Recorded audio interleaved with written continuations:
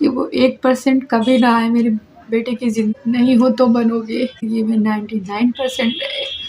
हमेशा वो जब मतलब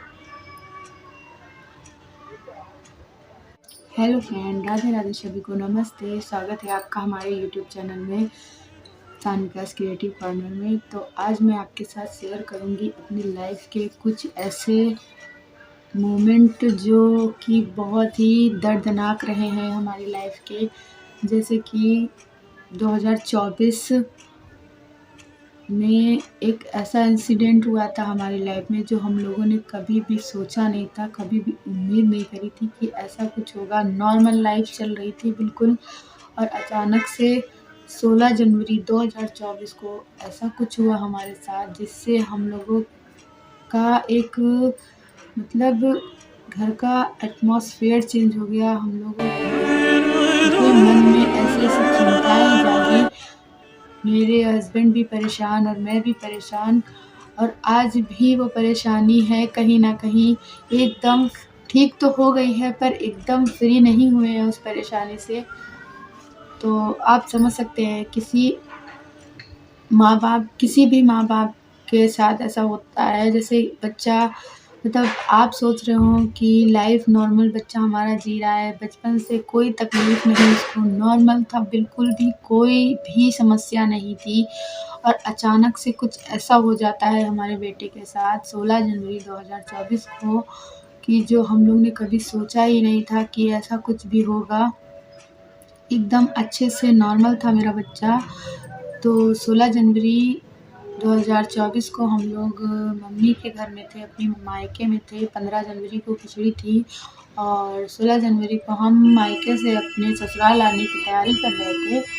और मेरी बेटी थी 6-7 महीने की, तो उसको भी हम देख रहे थे। और अचानक से मेरा बच्चा मतलब उसे हल्का फीवर आ रहा था, और अचानक से वो खेलते खेलते बेहोश होकर गिर पड़ा ज़मीन पर। तो हम डर गए एकदम से कि क्या हुआ क्या नहीं, और हम रोने लग गए बच्चे को उठाकर गोद पे। तो हमारे मोहल्ले से कुछ लोग आए, उन्होंने हेल्प करी, उठाया बच्चे को। कोई कुछ लेकर आया, कोई थैली, कोई कुछ, सभी ने हेल्प करी। तो फिर हम लोगों को भी टेंशन हुई कि ऐसा अचानक से क्यों हुआ मेरे बच्चे के साथ, ऐसा क्यों हो गया कि अचानक से खेलते खेलते नॉर्मल सा बच्चा गिर गया ज़मीन पे, कुछ तो बात होगी। तो हम लोग घबरा गए। मेरे हस्बैंड मुझे लेने आने के लिए तैयार हो रहे थे और तैयारी कर रहे थे वो लेने आने की मुझे, लेकिन फिर जब अचानक से वो हुआ तो फिर इनको हमने फ़ोन किया, और ये पूजा कर रहे थे घर में। इनको फ़ोन किया तो ये बस जैसे तैसे तैयार होकर जल्दी से घर पहुँचे। फिर हम लोग बच्चे को लेकर डॉक्टर के यहाँ गए। उसको कुछ देर बाद होश आ गया, नॉर्मल हो गया वो, लेकिन अचानक से बच्चा खेलते खेलते आपका बेहोश हो जाएगा और बिना किसी दिक्कत के, तो टेंशन तो होती है कि ऐसा क्यों हुआ, ऐसा क्या था जो बच्चा बेहोश हो गया। तो हम लोग डॉक्टर के यहाँ फिर लेकर गए, हस्बैंड आए तो फिर डॉक्टर के यहाँ जब गए तो डॉक्टर ने सीटी स्कैन वगैरह लिखा। उसके बाद सीटी स्कैन हुआ, उसका एमआरआई हुआ, और बहुत सी जांचें ऐसी थी जो हुई।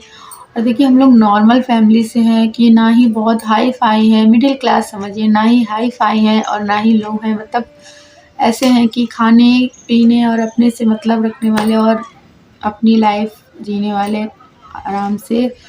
तो इतनी बड़ी मुसीबत आ जाना हम लोग के लिए नॉर्मल नहीं था, तो काफ़ी कुछ टेंशन हुई। मैं उस दौरान मैं 3-4 महीने तो बहुत ही टेंशन में रही। फिर समझ गई भगवान ने शायद कुछ सोचा हो, कुछ ही ऐसा हुआ है, ठीक ही करेंगे, भगवान के भरोसे पे हमने छोड़ दिया। लेकिन हाँ, स्टार्टिंग में थोड़ा-सा टेंशन हुई, दिक्कतें हुई, सोचती रही, रोती रहती थी कि ऐसा क्यों हुआ। फिर जब हम लोगों ने जाँच कराई तो पता चला कि बेटे के माइंड में सिस्ट है, और दूसरा उसको दौरा पड़ा था फीवर का, तो इस वजह से उसको ऐसा हुआ था। तो हम लोग घबरा गए। फिर डॉक्टर ने बोला इसका इलाज चलेगा लंबा, तो उसका इलाज साल भर से अभी तक चल रहा था। अभी फ़िलहाल 2 महीने से उसका इलाज बंद हुआ था। फिर हम लोगों ने डॉक्टर ने बोला था जब आप इलाज बंद करें तो पहले जाँच कराएँ फिर इलाज बंद करें, तो हम लोगों ने ऐसा ही किया। फिर साल भर उसका इलाज चला। मेरा बेटा रोता रहता था, वो कहता था कि मम्मी कब तक दवाई पिएँगे, कब तक दवाई पिएँगे? तो सुनकर अच्छा तो नहीं लगता था, लेकिन क्या किया जाए, बच्चे की अच्छी हेल्थ के लिए दवाई देना ज़रूरी था। हो जाता है कभी-कभी बच्चे जब हम लोग ऊब जाते हैं दवाइयाँ पीकर, फिर वो बच्चा था वो रोता था कि हमको नहीं पीनी है दवाई, भगवान हमारे साथ ऐसा क्यों करते हैं? मतलब बच्चा ऐसे बोलता था ना तो हम लोग का दिल एक अंदर से कचोट जाता था कि कैसे हम अपने बच्चे को समझाएँ। और इस दौरान वो माइंड से बहुत चिड़चिड़ा हो गया था। एक तो हमारी बेटी भी हुई थी, तो कहते हैं ना छोटा बच्चा जब आता है तो बड़े बच्चे को बहुत से सारे ऐसे होते हैं सैक्रिफाइस करने पड़ते हैं उसको। तो मेरा ध्यान थोड़ा-सा, बेटी थी मेरी छोटी तो हमको उस पे भी देना पड़ता था, तो वही बच्चे ने बहुत सैक्रिफाइस किया। तो और ऊपर से उसको दवाइयाँ चल रही, बहुत सारी चीज़ें हो रही थी उसके साथ। तो वो घबरा-सा गया, उसको डिप्रेशन क्या बोले मुझे नहीं समझ आ रहा था कि उसकी कंडीशन दिमाग की सही नहीं थी। और वो बात-बात पे चिड़चिड़ाना, बात-बात पे गुस्सा करना, चिल्लाना। तो हम लोग तो ये चीज़ समझते हैं कि बच्चे की कंडीशन क्या है, माँ-बाप देख रहे हैं, झेल रहे हैं, तो वो समझते हैं कि क्या कंडीशन है बच्चे की। लेकिन बहुत से लोग हैं जो नहीं समझते हैं। आपके रिश्तेदार, आपकी फैमिली, आपके घर में बहुत से लोग होते हैं जो नहीं समझते हैं। वो जानते हुए भी समझना नहीं चाहते, या यूँ कहें बहुत बार ऐसा हुआ कि आपका बच्चा ऐसा है, आपने कुछ सिखाया नहीं है, क्या सिखाती हो? तो जैसी माँ वैसा बेटा, जैसे घर का माहौल, तब बहुत कुछ सुनने को मिला उस दौरान। हालाँकि चिड़चिड़ापन मेरे साथ भी था। मेरी भी बेटी हुई थी तुरंत के तुरंत, मेरा भी सिज़ेरियन हुआ था। बहुत सी चीज़ें हमने भी क्या कहते हैं फेस की है, और घर में भी कोई नहीं है केयर करने वाला, सिर्फ़ मैं अकेली हूँ। और हस्बैंड हैं, मेरे हस्बैंड भी काम पे जाते हैं, तो क्या ही बोलूँ। तो बहुत सी सारी चीज़ें ऐसी होती हैं लाइफ़ में कि हर समय आपका साथ देने के लिए कोई हो ना हो, एक हस्बैंड का साथ तो ज़रूर ही होता है, तो वो तो उनका साथ था ही था मेरे साथ। फिर आपस में हम लोग समझे, उसको समझाए बहुत प्यार से, फिर उसने जब समझ लिया कि दवाई पीनी पड़ेगी, उसको आदत पड़ गई, तो फिर वो पीने लग गया। फिर हम लोगों ने अभी जनवरी में उसका फिर से टेस्ट कराया, तो भगवान की बहुत कृपा थी, भोलेनाथ की, कि मेरा बेटा बिल्कुल ठीक हो गया है। बस उसकी सिस्ट अभी भी नहीं ठीक हुई है, डॉक्टर ने उसके लिए बोला है कि सिस्ट अभी ठीक नहीं हो सकती है उसकी, सिस्ट होगा तो अपने आप गलेगी, उसका कुछ नहीं हो सकता है, दिमाग में जो गाँठ है उसका कुछ भी नहीं हो सकता, वो नहीं गलेगी दवाइयों से। और भगवान की इच्छा हुई तो अपने आप सूख जाएगी, सही हो जाएगी।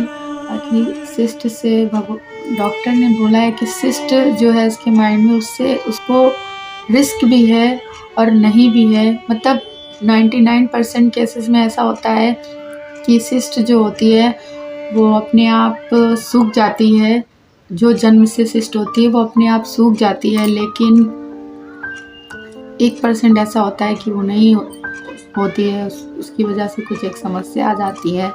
तो वो 1% मैं तो पूरी उम्मीद करती हूँ कि ठीक हो जाएगा, लेकिन हम माँ हैं ना, तो माँ का दिल एक नहीं समझा सकते आपको कि क्या चलता रहता है हर वक्त माइंड में, कि वो 1% कभी ना आए मेरे बेटे की ज़िंदगी में, 99% रहे हमेशा वो। जब मतलब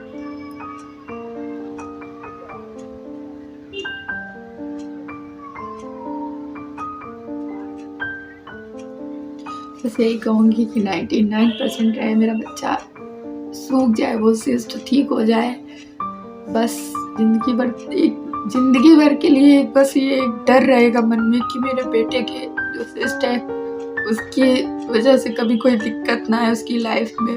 बस वो हमेशा तरक्की करे और हमेशा अच्छा रहे, स्वस्थ रहे। और वो वीडियो जो ये लोग देख रहे होंगे जो कहते हैं कि तुम्हारा बेटा चिड़चिड़ाता है, ऐसा है, तो उनसे रिक्वेस्ट है, देख रहे होंगे वो हमें पता है, तो उनसे रिक्वेस्ट है हाथ जोड़ के कि आप ऐसा मत बोला करिए, क्योंकि आप भी कभी एक माँ हो या कभी कोई भी हो, मैं सबके लिए बोल रही हूँ, तो किसी के भी बच्चे के लिए ऐसे मत बोला करिए, क्योंकि पता नहीं क्या ही कंडीशन हो, आप नहीं समझते हो उस कंडीशन को, आगे क्या हो रहा हो क्या नहीं हो रहा हो।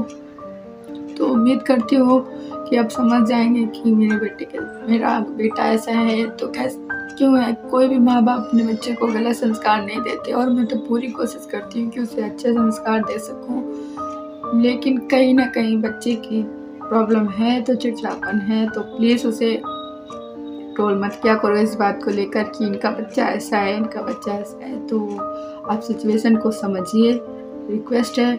और कुछ लोग इसमें ये भी बोलेंगे कि मैं कंटेंट बना रही हूँ, तो प्लीज़ आपको जो सोचना है आप सोच सकते हैं, आपकी वो मेंटालिटी है, मेरी नहीं।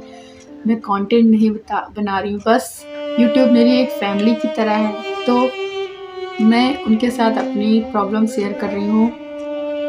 वो उम्मीद करते हैं कि हमें समझेंगे और उम्मीद करते हैं कि आप भी समझेंगे। किसी माँ को आप ऐसे ठेस नहीं पहुँचाएं, किसी बच्चे के बारे में अगर आप बोलते हो ना तो सबसे ज़्यादा तकलीफ, बच्चा तो चिड़चिड़ाता ही है लेकिन माँ को भी बहुत ठेस पहुँचती है कि ये बच्चे कैसे क्यों बोल रहे हैं। तो प्लीज़ ऐसे मत करिए, सिचुएशन को समझिए और उम्मीद करते हैं कि जो मेरे बेटे की दौरे वाली प्रॉब्लम तो बिल्कुल ठीक हो गई है, उसको कोई प्रॉब्लम नहीं है, उसका इलाज बंद हो चुका है दौरे का, लेकिन अभी सिस्ट जो है उसको डॉक्टर ने ना बोला है, उसका कोई इलाज नहीं है, तो और ना ही वो सूखेगी। तो उम्मीद करते हैं कि आप लोग प्रार्थना करेंगे मेरे बेटे के लिए कि इसकी जो सिस्ट है, जो 99% में 1% डाउट है, वो भी ख़त्म हो जाए, बिल्कुल ठीक हो जाए मेरा बेटा, सिस्ट भी सही हो जाए, उसमें कोई प्रॉब्लम ना हो।